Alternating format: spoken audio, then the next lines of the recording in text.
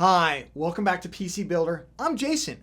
Now I am super excited for this AMD Ryzen 5 5600X build today. Now if you're familiar with the channel, you know that we've done a ton of best Ryzen 5000 PC build content, including the best motherboards for Ryzen 5000, the best CPU coolers for Ryzen 5000, the best memory for Ryzen 5000, and more. So today we're putting it all together in our AMD Ryzen 5 5600X build. If you get value out of the video, please give it a like.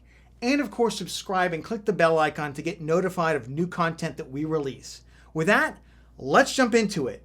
So starting off with the CPU, we have the Ryzen 5 5600X. Now this is AMD's 6-core 12-thread gaming CPU beast. The great news on the CPU is that not only does it deliver top-tier gaming performance, but that the prices come down to about $270 in the US. With its incredible single and multi-core performance, it's the go-to gaming CPU right now on the market. Next up, let's go to the GPU. Yes, here we are still deep in GPU purgatory. I've got the Asus Dual RTX 3060 Ti, which I won on Newegg Shuffle. I'll include a link down in the video and recommend doing the shuffle every day as it's free to enter. The Asus Dual RTX 3060 Ti is an 8GB 2-fan card with some tasteful RGB lighting at the top. But let's quickly talk about alternatives. At the time of this video, you can purchase an AMD Radeon RX 6600 XT combo deal with a motherboard in stock. I'll leave a link to Newegg combo deals down in the video description.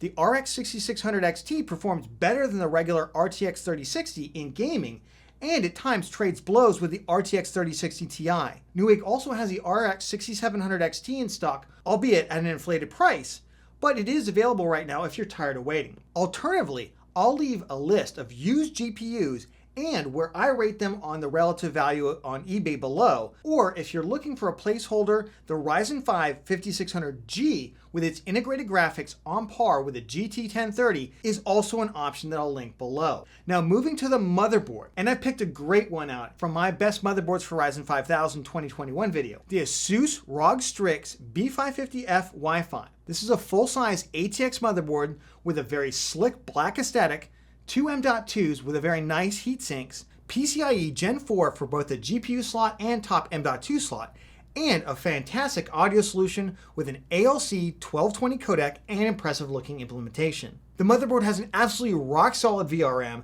that I would feel good about putting a 16-core Ryzen 9 5950X on and overclocking it. 2.5 gig Ethernet, a huge host of USB rear I/O connectivity. Do note, however, that if you need front panel USB Type-C header, then this motherboard does not offer one. So if that's the case, check out the best motherboard for Ryzen 5000 guide, and I'll list several there. Cooling the Ryzen 5 5600X build is the Cooler Master Master Liquid ML240 Illusion White Edition, which I want to thank Cooler Master for sending over, as well as the PSU, which we'll get to in a moment.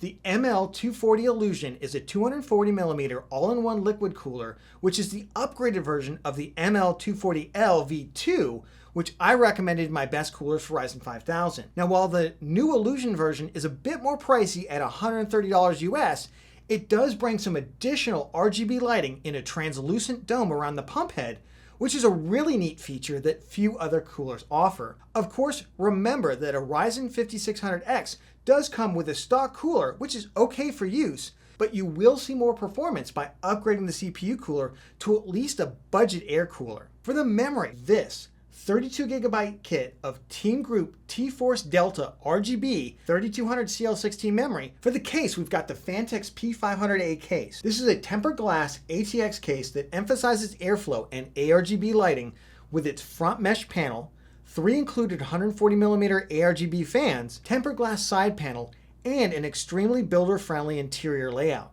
To the case, I've added a white Cooler Master Master Fan MF1 Halo 120mm ARGB fan to match the fans on the 240mm AIO, and I'm tying it together with an up here combo fan and RGB controller, which can accommodate up to 7 fans. For storage, we went with Team Group's Cardea Zero Z330 1TB NVMe SSD, which I recommended my recent best SSD for gaming. $92 for 1TB of fast storage is a pretty fantastic deal. For the power supply, Cooler Master sent over their 750 watt, 80 plus gold rated MWE V2 PSU, which is a fully modular unit and one I recommended on my best power supply 2021 guide. If you need some help figuring out how to buy a power supply, check out that video. And the link for this one is going to be down in the video description. We're tying it all together with some cool all-white cable extensions from Asia Horse.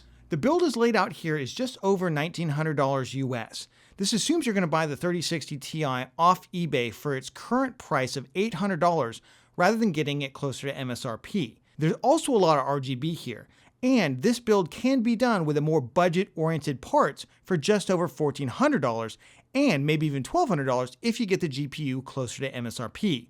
I'll leave both parts lists and links down in the description below. With that, let's roll the music and build this Ryzen 5 5600X gaming build.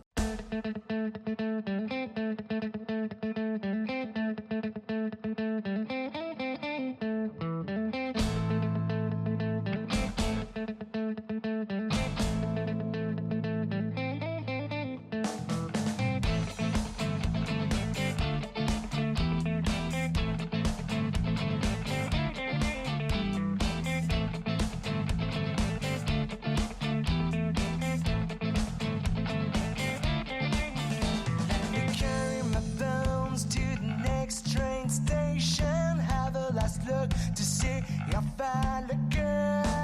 I'll keep you waiting and you're already dreamed too much. I'm coming up and you're already chased by the thirst. I don't know where I'm heading, so don't ask for direction. I get this fever that just won't let me go. I burn up a fire too strong for my body to hold, for my body to hold. So much further city. This feeling hanging on, and I just can't get enough. And tomorrow can't wait. We're not done and tired yet, and we're just now getting started.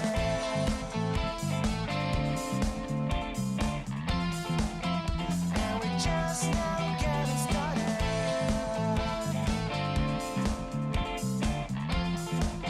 And we're just now getting started.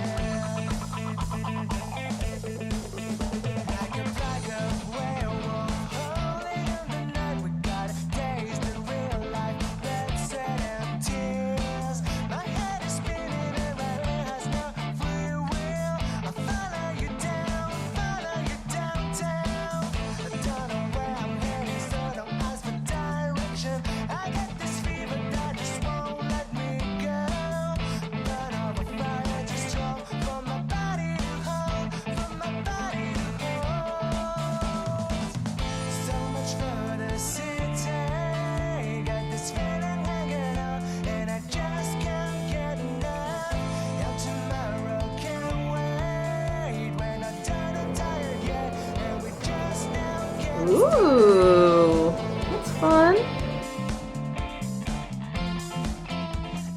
For gaming, this PC is a solid 1440p performer that can step up to 4K in some games at reduced settings and can pump out a ton of FPS at 1080p for those into super competitive shooters. We start off with Call of Duty Warzone, running in Battle Royale mode where we pulled out 68 FPS at the highest settings in 4K, 124 FPS at 1440p, and 168 FPS at 1080p.